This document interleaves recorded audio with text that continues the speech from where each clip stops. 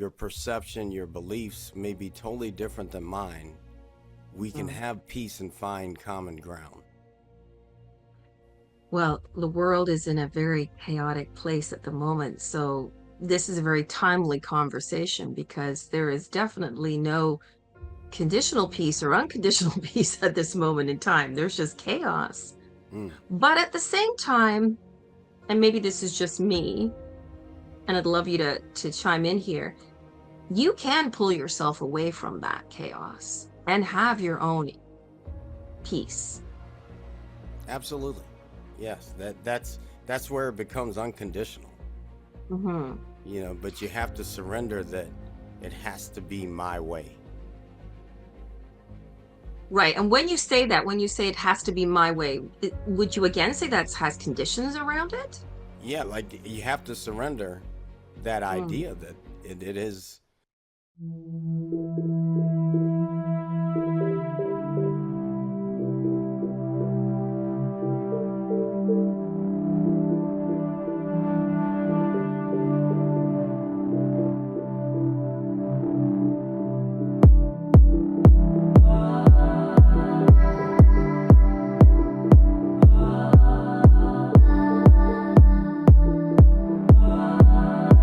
Hi, I'm Rochelle Arlington, and this is the Transformational Soul Talks. Join me as I speak to many people around the globe, and I understand how the empowerment of their story leads to the trajectory of their life.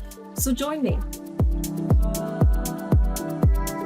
This podcast is sponsored by.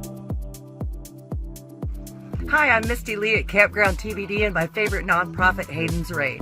Sometimes we need to fast from society, fast from our relationships, fast from our distractions, fast from the things that are clouding our mind from clarity that may be causing frustration or doubt. Fasting is a beautiful way to do that, and you don't have to give up food unless you want to. At Campground TBD, we offer a safe space in nature for you to come and fast from what you want to, be filled with organic nourishment, body, mind, and soul. Can't wait to see you here at campgroundtbd.com.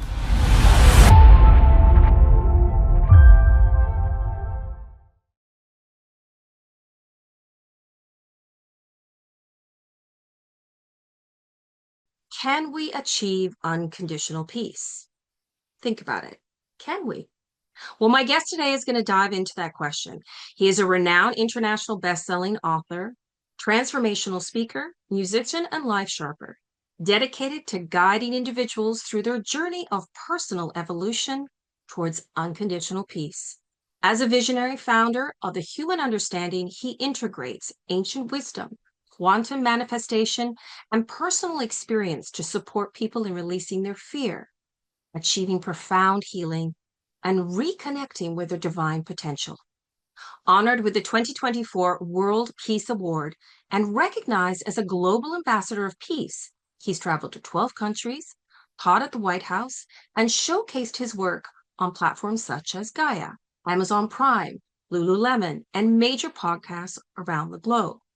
Through his extensive 12-book catalog, including titles like The Warrior Within, The Secret Weapon, and The Path to Peace, he invites readers to embark on a practical journey towards peace that they can experience daily.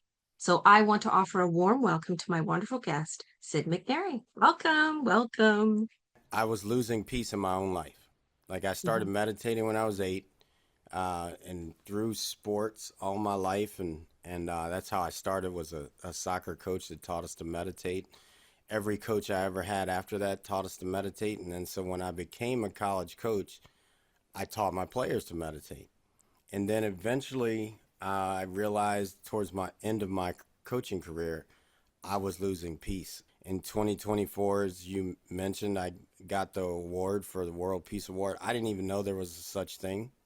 So when they gave me that award, it was another moment in my life where I felt like I was called forward. Because all of a sudden now I'm walking around with the Peace Award. I Mm. can't just yell at everybody.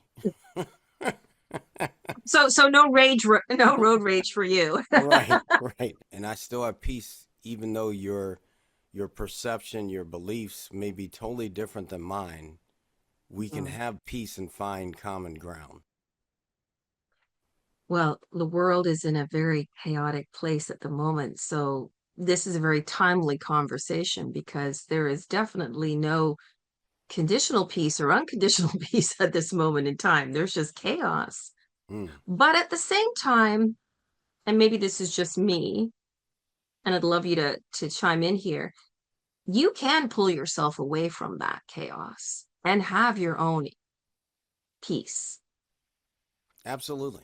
Yes, that's where it becomes unconditional. People advise me over time, like, do you really want to leave it like that? Like, do you really want to talk Hmm. about being abused as a child and all these different things and leave that as your legacy?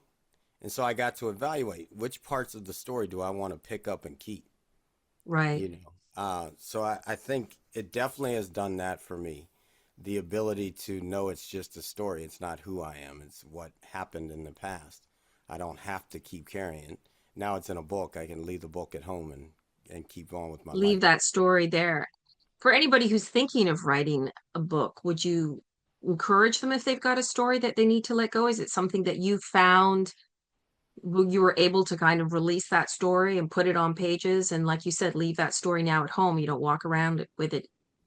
Well, what I can say is at 8 a.m. on Wednesdays, I'm typically reading right now the autobiography of a human to a group of people, and what's interesting is I go through it because it's a 2 inch thick book. It's like the same. It's a few.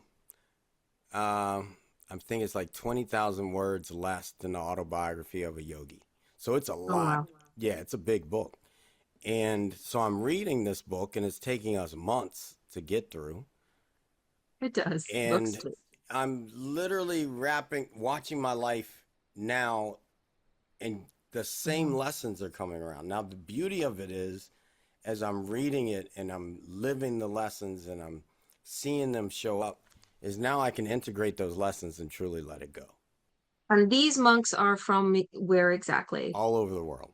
All over the world. Yeah, yeah. And Okay. like one guy, which is why when I came back, typically if I get an award or I do something, and that's why I've written 12 books at this stage, I'm just on to the next. So when we Mm-hmm. came back, it was 7 days later, and my wife, we were in this group meeting as I was leading this mastermind, and she says, Sid, what's your greatest accomplishment? And I wanted to kind of move on from that question. So I Mm-hmm. looked in the camera because we were on Zoom, and I said, it's all these books I've written. And then I was like, Mm-hmm. actually, no, it's not. I just said that so we could move on. And she said, so what is it? And I said, I really don't know. And I started to cry. And she said, we just got back where there's thousands of people, and you're the only person from the US that got this award, and you didn't think of that? And I was Mm. like, no. And it took me down this rabbit hole of like a generational curse of thinking I wasn't good enough. And that's Wow. why I've done so much Interesting. in many ways, right? Wow. Because I was chasing what's going to be the thing that's going to allow me to feel like I'm good enough. And then at the same time, the unconditional peace says, even that was perfect because it allowed me to see and be humble with all these things I've accomplished so that I could actually go do, because I know what I'm here to do is way more than these 12 books, or I wouldn't be done with them, right? Mm-hmm. Uh, Mm-hmm. and she said, when the creator has tried to come on earth, it's always come when people were dying. At the Mm-hmm. end of their life, creator comes in their body and then they go. Mm-hmm. And however long, I mean, you can look at it. Yeshua, Gandhi, Martin Luther, all these different people. We could go on through all of history. And she said, and Sid is here to let God live on earth for a Mm-hmm. while. Now, I'm at that point. So when you said purpose, intention, all those things, for me, my number one, and it's been in the last couple of weeks. So maybe that's why we didn't even have this call before, right? Maybe everything happens in divine timing. Absolutely. And so what it is putting God first. As I read that, and I was like, oh, that's what this really means. Like, to be realized is putting God first before everything I can think of. It's like when I got on a knee to ask my wife to marry me, I thought, and I said this, I have a mission and I want you to marry me. So Mm-hmm. I put the mission up there, but it's even before that. Like, so yes, I have this mission, but to me, it's about putting God first. So it's not me thinking of what am I going to do today to fulfill my mission. Mm-hmm. It's what am I going to do, God, so that you can put me where you need me to be to fulfill my real purpose of why you created Mm-hmm. me in the first place. I know everyone would like to think that we get to make choices, but something thought that before we did it. Oh, everything that we think about is already in the ether. Yes. So we never, when it comes to us, I always say, when it comes to you, it's already out there. Somebody somewhere has thought about it. You are just tapping into Yeah. that vibration, that frequency, and that's why it's coming to you. It's already there. We cannot think of anything that hasn't already been thought of. Yes. And Yeah. so when I was asked, will you take on the mission and give him my spirit name? He brings peace. When I was given that, my grandma, the thing I was able to say, she said, "You don't have to respond so quickly," because I instantly said yes. She said, "If you don't want to do it, spirit will go find someone else to express it." And now we are all being taught as a species to express in our voice. The energy is ascending through humanity. And we're Mm-hmm. right now in this place of, I mean, we've got all the different ways. You don't have to be a news reporter to be able to report. You can No. just jump on Yes, anything. exactly. I Yeah. love it. I love it. So I think we're all, that's where we are. We're meant to share our voice, which then to me goes back to meditation, which is listen twice as much as you speak.